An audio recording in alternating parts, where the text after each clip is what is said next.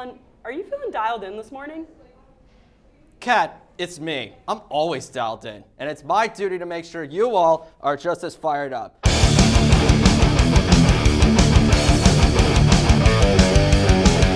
show on the road. Ladies and gentlemen, boys and girls, it's time to dial in. We're back with another episode on the first week of April. If you forgot who we are, I'm Collin O'Callahan. I'm Ryan Curtin. And we're officially back in Chicago. It is warm out, and I gotta say, both our haircuts are looking pretty sharp right now. I know, you look great, Collin. You do too. Oh, thank you. Have you been working out? I've been, walking around. Yeah. Yeah. I like this. Yeah, I should have just said yeah, because they would have believed me. Exactly. So. No, absolutely. Yeah. I mean, that's what happens when we come from warm states. We can actually chill out outside and just run around no matter what. Yeah, so. sweat out the fat. Yes. But we're back with another episode. We got football that is, starting to pile up. We got the draft coming up in 2 weeks. Free agency already happened. Mm-hmm. Some players have still yet to be traded. So definitely this is going to be a pretty interesting 2 to 3 weeks here. But let's start with the NFL Annual League meeting in Phoenix. So coaches, general managers, owners met together in Phoenix to discuss new rules. They got to speak to the media about the directions that their teams are going in. And obviously, there's the annual head coach's photo that everybody can't seem to figure out, wait, who's this guy again? But one of the things that, was discussed in that meeting was the fact that, and this has been going on for a few years now, the possibility of an 18-game regular season and how that's going to work. I mean, Robert Kraft said the only way that's going to happen is that you got to make it 2 preseason games, 2 bye weeks. I think Joe Burrow said something similar to the point the second bye week is like the All-Star break or the Pro Bowl break, whatever it is. Would you be for an 18-game season or would you be against it? I mean, we both love watching football. We both love more football. And no question. So I would like to see it, but I mean, sort of like what you said, Robert Kraft, Joe Burrow, there are a lot of concerns, and I'm worried that if there is an 18-game season, it's really going to come down to, by the end of the year, which team is the healthiest, which team can stay healthy the longest. Right. And I don't necessarily, it's not a fair way to assess how good your NFL team is, per se. Because the 49ers, they're a great NFL team, but they were completely diminished by injuries. They are pretty much every other year. As they are pretty much every other year, and it's true. But at the same time, I think that NFL games should be judged by how good the players are and not by how healthy they can be by the end of the season. And you know how I feel about that too. I can see you grinning a little bit. As a Chargers fan, it's the same issue every season for us as well. So, I think I do like the idea. If they are going to do an 18-game season, I think they definitely need to incorporate a second bye week. And yeah, it would need to be 2 preseason games as well. I don't think I understand why there are preseason games. Actually, I don't know. I think it's important for rookies to get in there and get their shot at it. What do you think about these changes? Well, I think there are pros and cons on both sides here. I think the pros is that it's going to build more revenue for the NFL. Yeah. For the players, they're going to get paid more. That's so true. There's added compensation, and that's what a lot of these players, especially on the franchise tag, want to see because they want to make sure that they're getting their just due. The con is literally what you just pointed out: the durability, the health. Do you really want to put that much wear and tear on your body, especially if you're an older player that doesn't really have that many years left in the league? Personally, I would not want any changes. I don't really know an 18-game. Listen, I'm all for watching extra football, but you're going to see these complaints pile up and pile up. I mean, in the NBA, there are certain players that are missing the 65-game minimum for the players to make first team All-NBA or to win MVP or something like that. And I feel like if you're the NFL, I don't know if adding an extra game is really going to help that or help that cause or in a similar way. So, I mean, listen, as much as I'd like to see it, I don't know. I just feel like there's too many risks attached. Yeah. But I think I don't know. I feel with the preseason, it's just going on to that. I think the fact that there are going to be only 2 preseason games or that there should be, personally, I don't mind that at all. I mean, I understand why we have it. It's for the rookies to get their fair share, but more importantly, it's for those undrafted players, those late-round picks, whatever you call it, guys that are trying to get their shot and their foot in the door. Those are literally their weeks and their days to make an NFL team and to get a roster spot, and more importantly, to make money and not have to worry about being an insurance salesman or something like that. Yeah, well, and you mentioned revenue earlier too, and truthfully, I don't necessarily think that the NFL needs more revenue. I think they're doing just fine. I mean, they're playing in Melbourne to start the season. Yeah, they're doing great. I mean, they're doing more games around the world. Like, other countries are buying into the NFL too. Like, it's international now. I mean, why do you think the NFL is starting on a Wednesday? Because Wednesday we got the Seahawks opening, and then the next day it's the Rams and the 49ers in Melbourne. And the reason why is because Melbourne's like, what, a 19-hour time difference? 20 if you're in Chicago? Something like that? Yeah, I think it's a little less if you're in Chicago. Okay. Yeah, it's a lot, though. It definitely is a lot. Like a day, yeah. Yeah. So I did bring up earlier, they have the NFL head coaching, the annual photo from the league meeting in Phoenix. And I'm not kidding. I'm looking at it right now. This is probably like the first time I've looked at it in like 2 weeks. And I mean, there are some coaches that I'm like, wait, who are they again? Yeah. Like just trying to look down from left to right. I'm just thinking to myself, like, what in the world? Because you're just like, obviously you're not used to seeing them wear like preppy clothes. I was going to say, nice they're outfits. not wearing like their team hats. And like there are definitely a few recognizable faces that you've seen in the league for the last 20 years. Like Andy Reid. He stands out. Like he's got his like Hawaiian shirt on too. I mean, this is just what he dresses like when he's like not having to coach a game. Pretty much. Yeah, he looks great. I mean, they all look great. Yeah, but absolutely. You're right. There's definitely a few guys. Yeah, there's definitely a few guys here, like in the front row on the right. Like I don't really recognize any of those guys off the top of my head. I mean, I honestly thought this would be a fun idea. Let's see if we can like name down the coaches like row by row and see how fast we can do it. Okay. I'm just like, I don't know. Who's gonna time and who's gonna like actually do it? Because I think I could recognize half of them, but there are gonna be some where I'm gonna be like, who are they again? Yeah. Yeah. All right. Go ahead. Oh, I should go. Okay. You want to do? Hold on. I can go first. Let me get my timer. Hold on.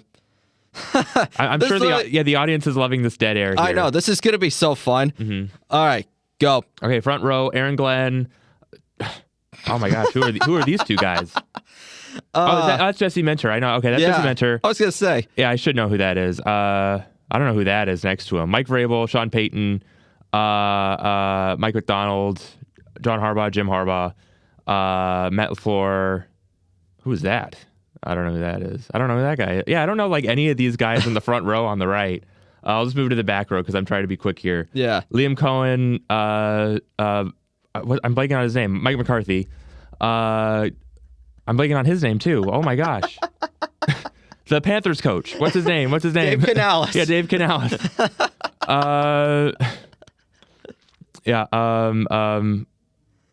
I'm blanking on all these guys' names. This is hard with the pressure of the timer and all that. Saints head coach, former offensive coordinator, Kellen Moore.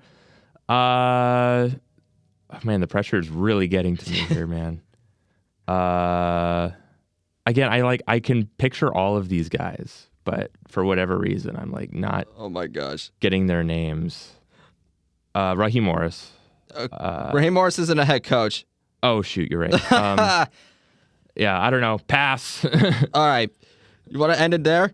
Yeah, I mean, again, I can name a few more. Like I see Dan Campbell. He's up there. Eddie Reed, Kyle Shanahan. Sirianni's there on the end. Yeah, I mean, I don't know. I feel like if I had more time and was like actually thinking about it and not trying to like be quick here, I might have done a little bit better. But yeah, there are a lot of young guys here that I can't be like, oh, that's this guy. Yeah. Like, I don't know if I could tell you what like Jeff Hafley looks like on the top of my head. I feel like this happens every single year. You see these photos and you're just thinking to myself, like, why can I not think of it's like trying to guess all the 50 U.S. states in like 6 minutes. The Friends joke. It's like, oh, that's so easy. And then you actually do it and it's like, wait, I forgot Idaho was a state.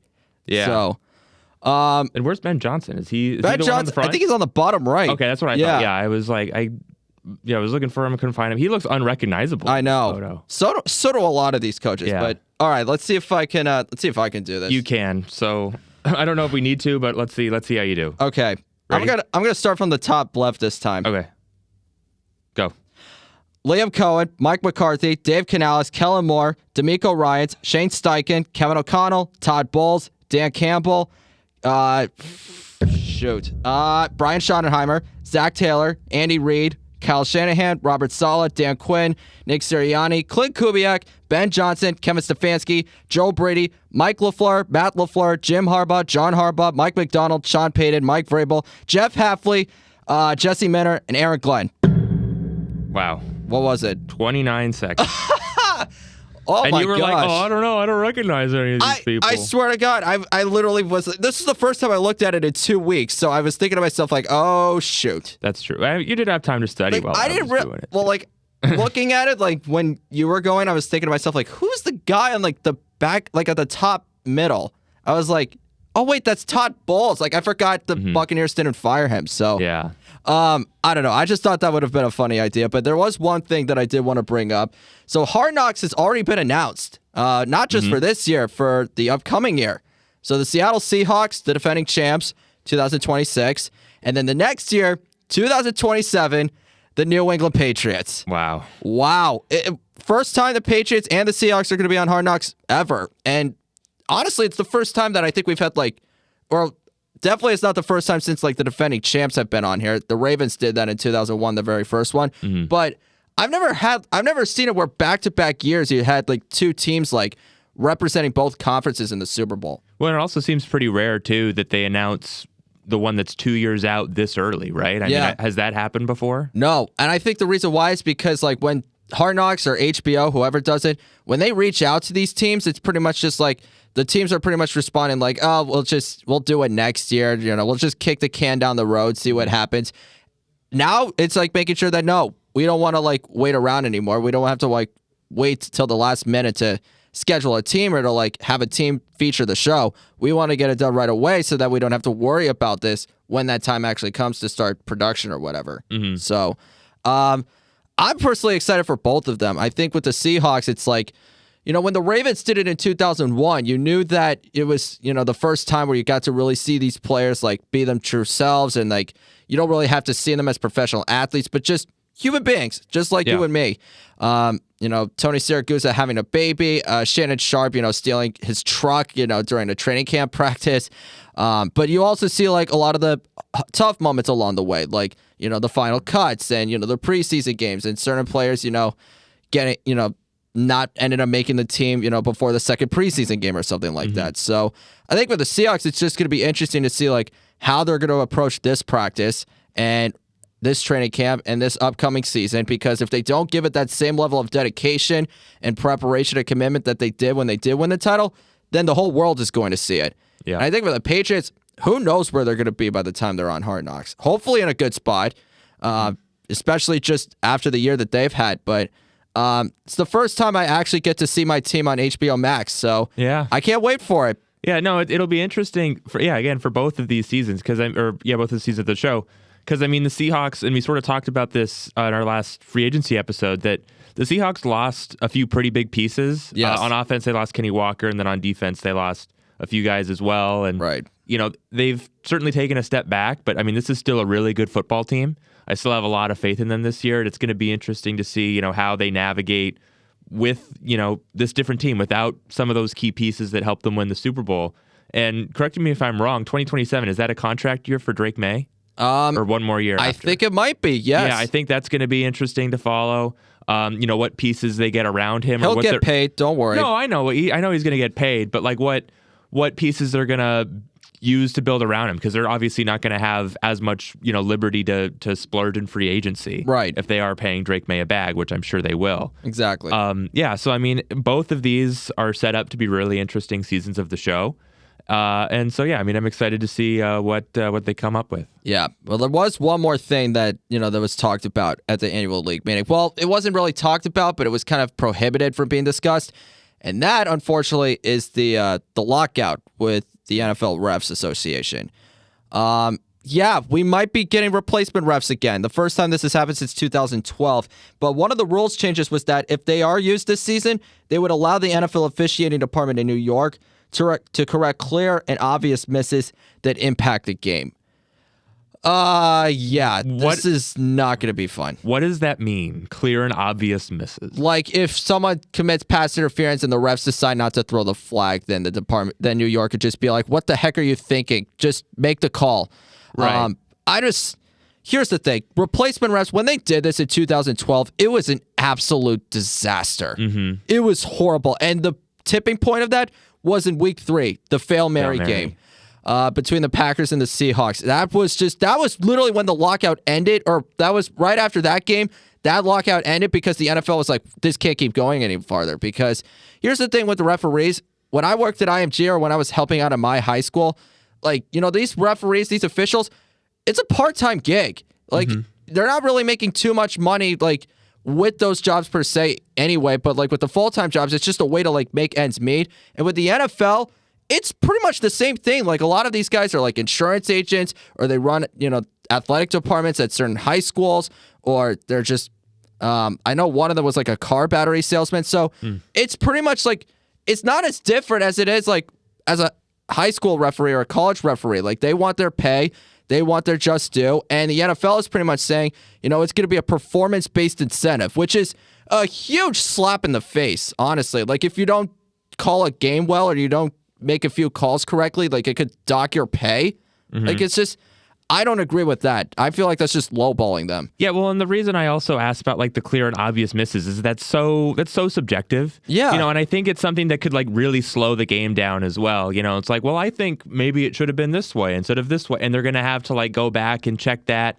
And even if it's just, like, a few seconds here and there to, like, make sure it's the right call, that's going to add up over the course of, like, a 3-hour game, which could turn to 3.5 hours, maybe even closer to 4. I know. Depending on how long, because a lot of these refs, the replacement refs, and they're not going to make the right call the first try. Yeah. And the thing is, too, it's like the NFL, they were contacting high school and college referees just to see if they could, like, be willing to try. You can't just place a ref in an NFL game and expect him to work and expect him to, like, do it as efficiently as you want it to. It's a months-long training process for you to be able to be comfortable in that situation, for you to be able to just assess a simple foul or to even figure out, like, to start a kickoff or whatever the case may be. But there was something else that I wanted to bring up. There were so many incidents from that 2012 season with the replacement refs that I actually have right here.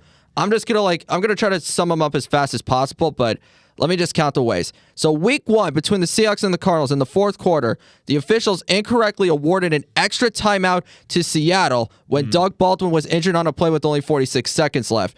An injury that requires a stop and play in the final 2 minutes, requires that a timeout should be charged, and the Seahawks didn't get it, but they still ended up losing that game, so nobody really cared. But the next game, Saints-Panthers, hours before the start, the league pulled one of the side judges after being noted that his Facebook page showed that he's a Saints fan. So we're already getting into the nitty-gritty. Broncos-Falcons, 3 plays were overturned in the game after replays. Some players and coaches left the sidelines and yelled at the officials because of that. Week 3, 49ers-Vikings. The 49ers were mistakenly awarded 2 extra replay challenges in the fourth quarter. And they ended up winning that game.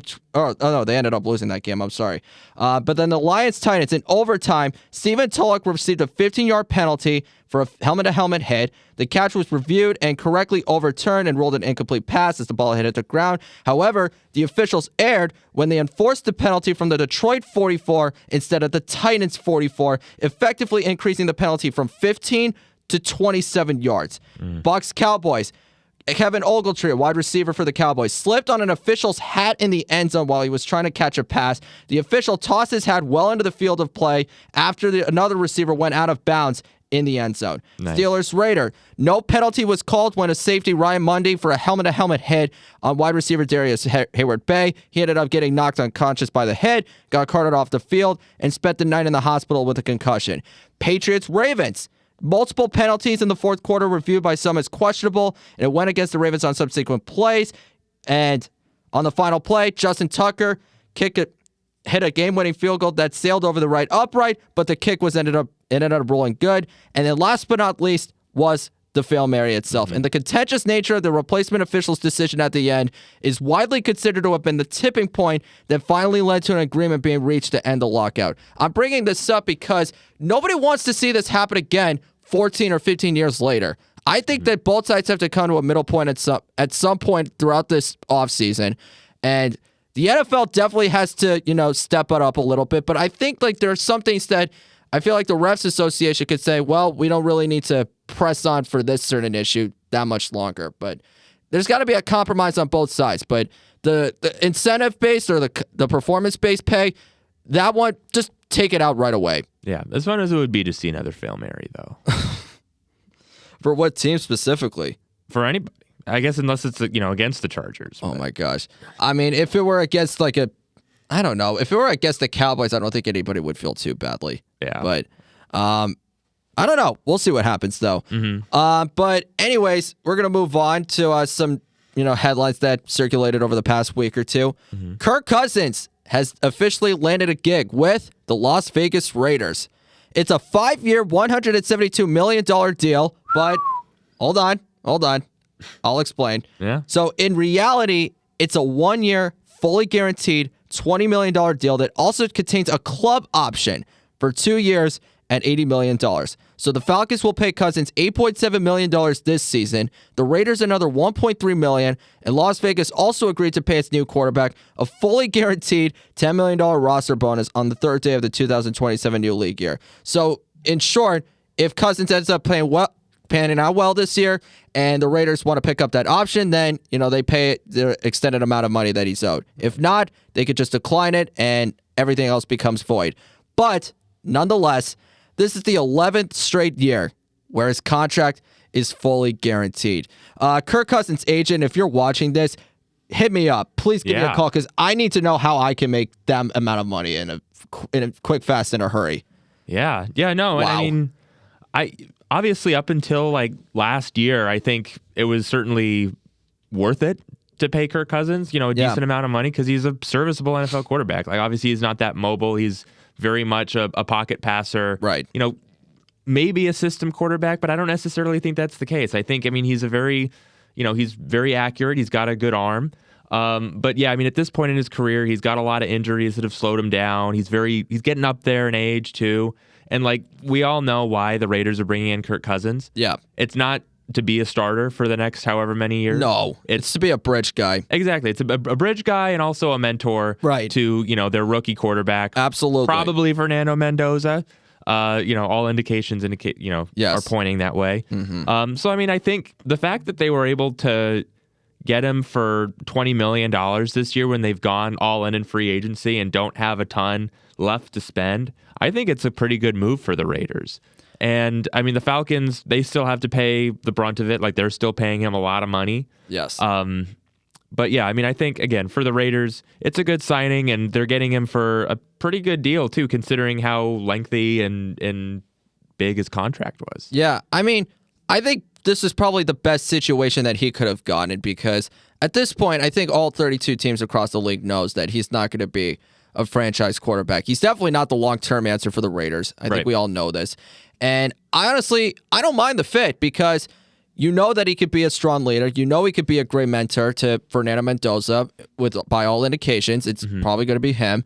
And I think that with Clint Kubiak as the head coach, I think Kirk Cousins pretty much knows that system, because it's that Sean McVay, Mike Shanahan, that West Coast offense. And Kirk Cousins is pretty much almost his entire career has pretty much been based off of that system. So you don't really have to teach him too much. You don't have to make it too complicated. You have decent pieces around him. They spent a ton in free agency on both sides of the ball. Mm-hmm. And Max Crosby's not going anywhere. I don't know how that's even possible. But you still have Genty and Brock Bowers. The O-line's going to get a little better. You don't want to throw Fernando Mendoza into a raging fire, because you know that the Raiders don't really have a lot of expectations this year. It's a long rebuilding process. And I think for Cousins, it's just to be like, okay, we'll see how you do through the first 3 weeks. We'll make sure Mendoza has enough time to learn and develop, and make sure that he's, feeling more comfortable with the playbook and whatever the case may be. And, when the time comes, then Cousins could just, take the bench, root on for Mendoza and just teach him, okay, this is what you need to do. This is what you've been doing well with. And we'll see how the chips fall from there. Absolutely. Yeah. Honestly, I think we could move on to the next one, because there were a couple quarterback moves that we didn't really get to talk about. The first one, Kyler Murray signing a vet minimum deal with the Minnesota Vikings. Yeah, this is interesting. This is very interesting. And I think that it's a good fit for this quarterback, you know? And it seemed obvious that the Vikings were moving away from 9. He wasn't really panning out the way that they hoped he would. I love how you phrased it like that. Yeah, I mean, that's what he called himself. Exactly. I'm sure he appreciaes me calling him 9. Absolutely. If he's listening to this podcast, which I'm sure he is. But yeah, no, I think it's a good fit. Like, it wasn't panning out. They wanted to move on. And so I think that, getting Kyler Murray, who's proven that he is a good NFL quarterback, right, on a minimum deal with Kevin O'Connell, who's known to be a quarterback whisperer, except maybe for J.J. McCarthy. But I think that he's got good weapons over there. Obviously, he's got Justin Jefferson, Jordan Addison still over there. So, I mean, he's getting put in a good situation. Still, as far as we know, I mean, obviously he's been dealing with injury, but it seems like he's still going to be this, two-way quarterback, good on option plays, scramble drills. Like, I think it's definitely going to be a step up from J.J. McCarthy, and that team still had a winning season last year. So, I think that they can only go up from there. Yeah. I mean, I love how you were being nice with it. I kind of had like a different perspective on it, but not like a bad one. I think you just have to when I saw this for the first time, I didn't think of Kyler Murray right away. I thought of 9. I thought of J.J. McCarthy because I never thought of all the quarterbacks that could have been taken in that year's first round in that draft class. I never thought J.J. McCarthy would end up being the worst one out of all of them. Well, because here's the thing. I figured, okay, they traded up to get him with the 10th overall pick. I thought he was in the best situation possible. I mean, you had Kevin O'Connell with Aaron Jones and Justin Jefferson and Jordan Addison, a really aggressive defense with Brian Flores calling the shots. I figured, okay, J.J. McCarthy, even when he missed his rookie season with the torn meniscus, I figured, okay, it would give him more time to just learn the playbook, learn the system, and when he does come to the field, then, we could really see what he had to offer. But it was really, really a regretful season, to say the least. I mean, he had that outstanding fourth quarter against the Bears, and then outside of that, it's been either very terrible performances or a bunch of injuries that have just sidelined him along the way. And I mean, I'm kind of surprised that the Vikings are sort of giving up on him already, just considering that this season was technically his rookie year. But the fact that they were bringing in quarterback competition proves to me that Kevin O'Connell is seeing something that clearly we haven't. And the fact that, McCarthy isn't really picking up or getting up to speed as we thought he would. Well, and I think it's funny you mentioned the situation, and I think that's probably part of the reason why they moved on from him so fast, because they brought him in to the best situation right away. And the first year, obviously he was hurt. It wasn't his fault. But the Vikings had really high hopes for his second year because they kept a lot of the same pieces they had the year before. Yeah, and more importantly, that was the year they let Sam Darnold go to Seattle, who ended up winning a Super Bowl. Right. So now there are a lot of players on the Vikings saying, we probably should have found a way to at least bring Sam back. I mean, maybe not making the starter right away, or, I mean, at the very least, just open up a competition just to see, who has a chance. But, I mean, looking back in hindsight, it's the Vikings are saying to themselves, ew. And that's probably why the GM got fired. Yeah, well, because, I mean, that team went 14-3 as well. And, they, were one game away from becoming the 1 seed in the NFC. Yeah. Yeah, no, I mean, at the time they let Sam Darnold go, I mean, I was surprised that they didn't try to keep him on the team and let him continue to be the starter, give JJ a little bit more time to develop. But, I guess they saw something in him last year. They wanted to they gave him the green light, and, it didn't pan out the way they wanted. So now they're just hitting the hard reset. And I guess, again, that's probably why the GM was fired, because I think over the last 2 years, their decisions at quarterback have been very poor. But I think, if you're getting Kyler Murray on a minimum deal and he wants to play for this team, he's willing to only get paid the minimum, you take that. Yeah. That's absolutely something that you want to have on your team. It's always complicated when it comes to Kyler Murray because he was a former number 1 overall pick. And, he was in Arizona for an extended period of time. We know he's no scrub at the quarterback. He's nowhere near a bust because the guy can play. He's extremely talented. He's insanely quick when he runs out of the pocket. And there are so many positive flashes that you see that make you think, wow, he could really be a franchise quarterback or a game changer. But the problem is, and we were talking about this, in one of our last episodes, the man literally and football speaking has a low ceiling. And, he's a guy that could get you to the playoffs, but can you really trust him to get you past the first round at your very best? I'm not exactly sure. And more importantly, when you get off to strong starts at the beginning of the season and then dissipate, through the second half of the season. And it's been a trend, for good stretches of your career or good stretches of your tenure in Arizona. Then with the Vikings, you're like, okay, we just got to make sure that doesn't happen because they have the pieces around them. They have the coaching staff in place. I mean, it's not exactly the best front office situation, obviously, but at the same time, it's like other teams have had way worse. I think with the Vikings, you just got to make sure that, like you said, they got to make sure that they just put enough around him. But more importantly, he needs to return the favor and make a return on their investment. Otherwise, his days as a starter may be long gone. And I think the same could be said for Tua with Atlanta. Yeah, definitely. If he is named the starter week 1, of course. Yeah, no, I think that's a great comparison. I mean, because they're in very similar situations where they've had their flashes, but recently they haven't quite been the same, one way or another. And this is really their last chance in a way. Definitely. All right, moving on to the AFC North. The Cleveland Browns definitely got their names in the news over the past few weeks. Whether it's good or bad, I don't know. It's the Browns. You can never have too much hope. The first one is the fact that Myles Garrett had a new contract adjustment that makes him easier to trade, but according to the general manager, Andrew Berry, they are 100% not trading him. Heard that movie before, and they backed it up. So kudos to them. Yeah, I buy it. The second, Deshaun Watson could be in pole position to be the week 1 starter, according to Mike Garofalo. That's not exactly good news. Well, just based on how his tenure in Cleveland has gone, but we'll get into that. Yeah.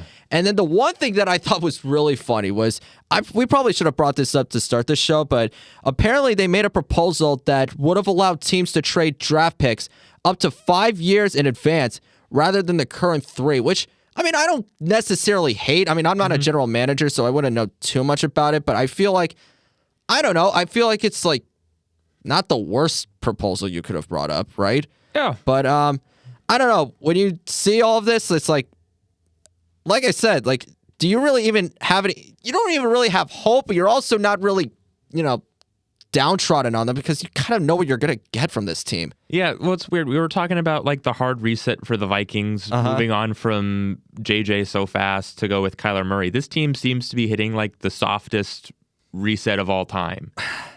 You have a second-year quarterback who started in NFL games and had flashes, won games. He looks like he could be a starting quarterback, Shedeur Sanders. Yeah, but the problem is you've got Deshaun Watson's albatross contract.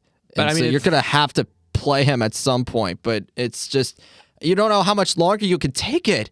At this point, you can. I mean, how many years does he have left in that contract? Is this his last year? I have no idea. I'm going to pull this up I thought it was right his now. last year with the contract coming up. I mean, let's pull this up. So right now, it's, my God, I still throw up every time I see this.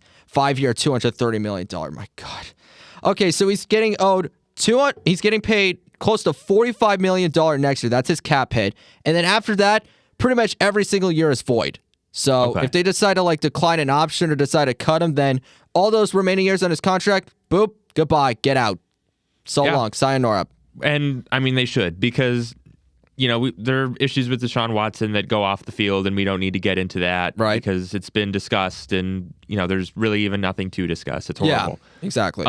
But yeah, I mean, I don't. He hasn't done anything over the last few seasons that indicate that he's ready to be back to being a starting quarterback right now. I know, and I think that with this Browns team, I think you just need to give your rookies more experience. You drafted 2 last year, and both of them, they played fine. Shedeur Sanders, I think. I disagree with that, but go ahead. Well, I think Shedeur Sanders certainly deserves to be the starter for this team. I agree. He played some great football last year. That part I'm with, yeah. Yeah, I mean, Dylan Gabriel obviously, didn't quite pan out the way that they hoped to. But, again, you drafted him so early. I think you need to at least build him up, give him some preseason reps, and see how he does.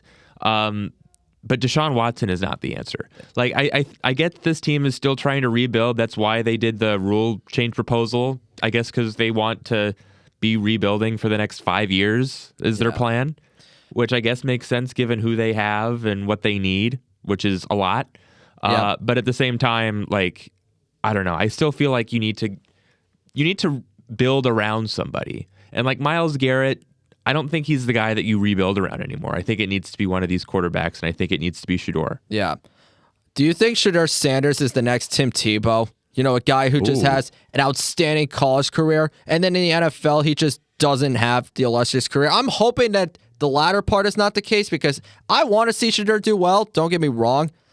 He might, have generated a bad rep, when he was in college. That's probably why he fell all the way to the 5th round. But Yeah. you could see in the games he played, he showed flashes. He showed that he's capable of doing it. I mean, he was 3-4 as the starter for the Cleveland Browns, 1,400 passing yards, 7 touchdowns, 10 picks. So not great, but it's okay, there are other quarterbacks that have posted worse numbers. And I just think I don't know, with Deshaun Watson, you pretty much said it better than I ever could. Ever since 2019, his career has literally fallen off a cliff. And it's his own damn fault for it. And we don't need to get into that, like you said. But I just think with the Cleveland Browns, you got a new head coach, and the GM is still there, and he's been a solid one for the most part. He was able to bring in a lot of quality pieces, but at the same time, the win-losses, obviously it's not where you expect it to be. And I just think I don't know, when you are Shedeur Sanders and when you are Dylan Gabriel, if there are already reports saying that Deshaun Watson, he's going to be the guaranteed bona fide week 1 starter, that's just going to impact your confidence and be well, do they really want me here, or do they just want me to hold a clipboard or wear a headset and just not do anything? Yeah. So. Yeah, well, and it was interesting, too, because last year it seemed like Deshaun Watson was doing some mentoring of Shedeur Sanders, and, I don't want to hear that. I know, I didn't love it either, and I wrote about it a little bit for something I did for class, but, I think, you need to keep him around just because he's got 1 year left on his albatross contract, but I really just, I don't know, I really don't think he should be anywhere near getting playing time. When they fired Kevin Stefanski, I was really expecting them to fire the GM too, because listen, Kevin Stefanski wasn't the one that, vouched for Deshaun Watson. That was ownership, and that was the general manager inking that contract and coming up with those deals and giving up those picks in the first place. And when you look at the Houston Texans, clearly they're in the way better situation because of that. Absolutely. They had that one bad year with, Davis Mills, or actually no, there were 2 bad years with Davis Mills. And then they bring in CJ Stroud, they bring in D'Amico Ryans and Will Anderson, and it's been absolutely perfect ever since. Well, not perfect, but it's been a lot better than what it was before that. So. Yeah, a lot better than what the Browns are exactly. All right, I think we can transition to this next one here. So 2 more quarterback topics. I think that's pretty much been the theme for this one. But Joe Flacco ripped NFL teams as dumb for not signing him as a starting quarterback during free agency. Joe, my man, I hate to say it, but they're not wrong. Yeah, I think your time as a starting quarterback, barring an injury or two, is over. And that's nothing against your career. Right. Obviously, Super Bowl MVP.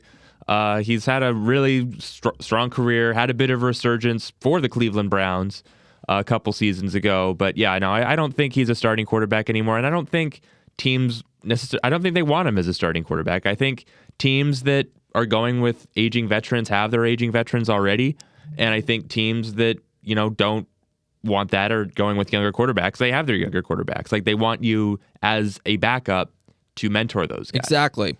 You're not gonna, again, unless one of those guys gets hurt or you are playing for the first few weeks of the year as these other guys develop, these younger guys. Well, considering that he's in Cincinnati with Joe Burrow, I think he's in the perfect situation for that. Yeah, exactly. No, I think it probably is one of the best situations for him because Joe Burrow, he is injury prone, unfortunately, and if he gets hurt, then Joe Flacco's the next guy up, and I think that's the perfect fit for him. Listen, Joe Flacco, if you're listening to this, God willing you are, you might be a Hall of Famer. You really might be because you won a Super Bowl. That postseason, he was absolutely tremendous. I don't know if anybody really remembers, but I think he had 11, 12 touchdown passes, 0 interceptions, beat the Colts with Andrew Luck, then he beat Peyton Manning, then he beat Tom Brady, and then they beat the 49ers to win that one and only Super Bowl, and he got a huge deal after that. I think it was a 7-year contract. But since then, it has been completely mediocre, and ever since your stint with the Denver Broncos, there has not been a single team that has viewed you as a legitimate starting quarterback. Hell, even when the Broncos traded for you, they didn't really think you were a long-term answer because they were like, oh, Drew Lock's available in the second round. We'll just have Flacco as a bridge, be a mentor, hopefully, and then see what happens. But listen, if this were 2014, I'd agree with Joe Flacco. I mean, because at that point in time, they didn't win the Super Bowl in 2013, but you still knew that, it was a starting caliber quarterback. He definitely did well enough to be the guy in charge for the Ravens because, after that Super Bowl year, he had been to, 3 AFC championships, a Super Bowl, won a title, won the Super Bowl MVP. That's a pretty good stretch for me, if I do say so myself. Yeah. And then, like I said, ever since then, it hasn't really panned out as well as, we all hoped it could be. I mean, there was that 2023 playoff run with the Cleveland Browns. Congratulations. You had your Nick Foles type of run. And then after that, it's just been meh. Nothing too exotic, nothing too crazy. Just okay, if Anthony Richardson sucks or if Joe Burrow's hurt or if the Browns are just the Browns, then we'll just put him in there, see how it goes, but we're not really banking on him to really do too much. So I understand why you could be frustrated because anytime you have to wait for weeks and weeks, perhaps even months to be with a new team, it can be frustrating because you have a lot to offer, but you're 41 years old. We all know that your time in the NFL is going to come to an end sooner than later. I mean, listen, you're not Tom Brady. You're nowhere near him. You've beaten Tom Brady in the playoffs. Congrats. You're not like every other quarterback. But, I just think, I think you let the emotions get the best of you on this one. Yeah, I like the idea that of our couple hundred listeners, that they're all NFL players. I know. Like Joe Flacco and JJ McCarthy. I know. I'm sure it's the truth. I'm sure that's how it is. Absolutely. I mean, I wouldn't be surprised if Joe Burrow watches this show every single week. Yeah, Are you kidding? He's probably mad at us. No, he's mad at you. He's mad at you. Yeah, me. I've been defending you, Joe Burrow. I love Joe Burrow. I just call it like I see it. I'm like, listen, I'm not Rob Parker who just hates on Tom Brady every chance I get. I guess that's true. True. I play it fair. I do not have a single hatred or animus towards anybody. I promise. Yeah. Even on the Bills, which is saying a lot. But anyways, speaking of Justin Herbert, if you're listening, I love you. Who said that? Go ahead. I was waiting for you to do that, actually. But speaking of letting the emotions get the best of them, Jets head coach Aaron Glenn said I think this was at the league meeting when he was talking to the press, Geno Smith is going to take the Jets to the promised land. Who is more delusional, Joe Flacco or Aaron Glenn? I mean, I'm actually going to take it a step further. Who's more delusional about the Jets, Aaron Glenn or Jonah White? Jonah White. Absolutely. Yeah. I agree. But, oh my gosh, I don't even think Jonah would actually even agree with this statement. Yeah, I think that's a good point. I think he knows that this team is in a rebuild. And did Aaron Glenn not watch the Raiders last year? Because this is exactly the same thing that happened with the Raiders last year. Oh my gosh. Everyone thought, or not everybody, but a decent number of people, including, people in the Raiders and fans of the Raiders and even, analysts, they thought that as soon as Geno Smith went to the Raiders, they're, going back to the playoffs. This is a complete Or at least, team. at the very least, they'll have 8 wins. Yeah, exactly. Because, they had Brock Bowers and they had Ashton Denty. And right. It's oh my gosh. And they had Jacoby Myers at the time. Yeah, we got all the pieces. But no, I mean, Geno Smith, coming off of the year he had last year into a worse situation. Yes. I feel like Aaron Glenn, deep down, he knows that he's not actually going to take the Jets to the promised land.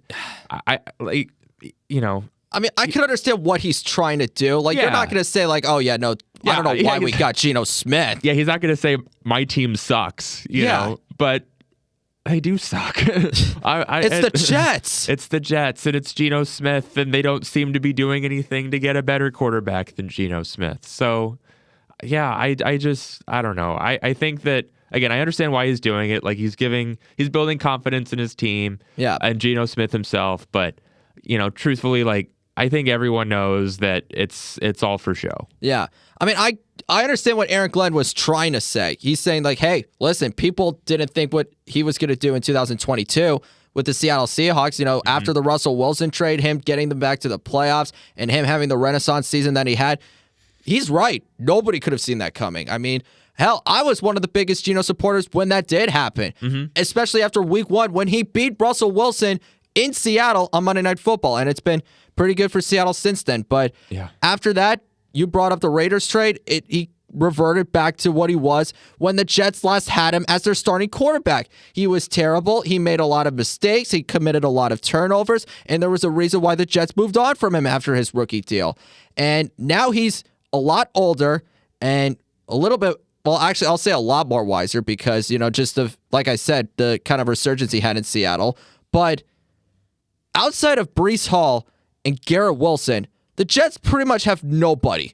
Mm-hmm. Pretty much nobody. The defense was absolutely in shambles. They didn't even have a single interception all season long. They definitely made a lot of moves in free agency to improve that side, pretty much saying, hey, anybody who can catch, come on board. Anybody who can sack or make tackles, please join us because we're in desperation mode. But like I said, with Aaron Glenn, listen, I support you. I understand where you're coming from. I think we both know that he's not actually, if he actually does believe this, then yeah, there's something wrong. But listen, take him to the promised land. You're in the same division as the Patriots, who were just in the Super Bowl last year, and the Bills, who have one of the top 3 quarterbacks in the National Football League. And the Dolphins. Well, that's not really saying much.